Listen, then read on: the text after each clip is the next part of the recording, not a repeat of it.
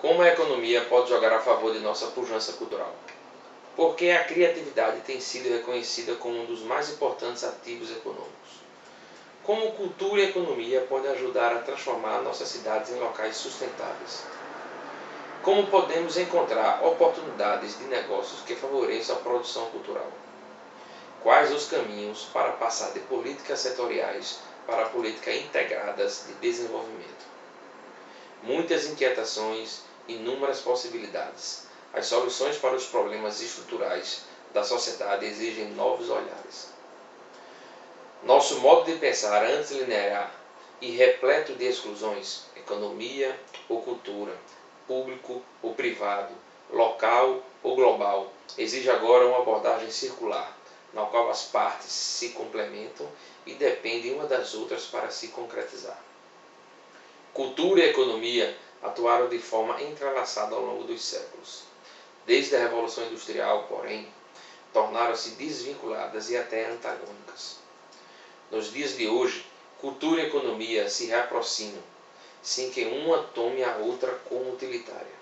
Pelo contrário, a soma de ambas indica caminhos novos e promissores para o desenvolvimento socioeconômico e as inovações urbanas, uma equação na qual todas as partes ganham. Investimento e cultura, de fato, são investimentos, não são despesas. O que significa isso? Tentar entender dentro de uma cadeia econômica, do audiovisual, da música, do artesanato, onde estão os problemas. Por que os nossos produtores e criadores, ou quem trabalha nesse comércio, não consegue sobreviver disso? Onde estão os gargalos? Cada gargalo é uma oportunidade de negócio. Quando partimos para a distribuição, que é um dos grandes problemas que se enfrentam em todos os setores culturais, como as empresas de distribuição podem aproveitar isso e torná-lo em um excelente negócio? Resolve o problema da cultura e ao mesmo tempo ganha dinheiro. Percebe-se então que isso tudo, cultura, criatividade e economia, no final de fato são investimentos, geração de negócios, bem-estar para a sociedade e desenvolvimento local. Economia criativa é, antes de tudo, economia. Economia pressupõe mercado e, vivendo em uma sociedade capitalista como vivemos, quer nos agrade, quer não, também significa que os agentes do mercado, produtores, distribuidores, investidores, serão movidos por lucro. Isso não equivale a dizer que sejam gananciosos, mas simplesmente que buscam uma remuneração justa pelo esforço e pelos recursos que investem. Economia criativa não é sinônimo de economia solidária, e economia criativa repousa sobre produtos e serviços criativos com potencial de mercado.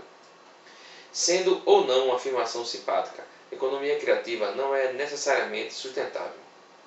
Muito embora os recursos criativos sejam renováveis e sustentáveis, seu veículo não é. Do artesanato à trilha musical ouvida no celular, o veículo do valor simbólico é finito. O capim-dourado quase entrou em extinção com o sucesso de seu artesanato. Os celulares têm vida cada vez mais curta, gerando um impacto ambiental de descarte enorme e ainda sem solução. Há ainda um campo nebuloso acerca dos limites da economia criativa. A economia criativa funde as fronteiras entre a economia da cultura e a economia do conhecimento, abarcando a totalidade da primeira e parte da segunda, especificamente aquela que encapsula conteúdos simbólicos, a exemplo de software de lazer, animação e aplicativos que revelam determinado modo de pensar, profundamente moldado por aspectos culturais. Algumas vozes dirão que nem tudo nesse conjunto de setores é característico de uma cultura local, mas o mesmo se poderia argumentar acerca dos setores editorial ou musical. As estatísticas mostram que existem cerca de 290 mil empresas culturais no Brasil, responsáveis por uma massa salarial de 17,8 bilhões de reais, e que os empregados da área cultural no país recebem, em média, 5,1 salários mínimos, enquanto a média dos demais setores corresponde a 3 salários mínimos. Além de ter um custo de trabalho bem abaixo da média, a cultura ainda movimenta empregos qualificados com alto grau de especialização e uma considerável influência da educação no reconhecimento dos trabalhadores de cultura. Observa-se, entretanto, que em países com rica diversidade regional, inclusive o Brasil, ainda há falta de informação sistematizada, qualitativa e quantitativa, oficial sobre as relações entre o mundo da cultura e o mundo da economia. Vamos ver agora um vídeo bem legal sobre economia criativa.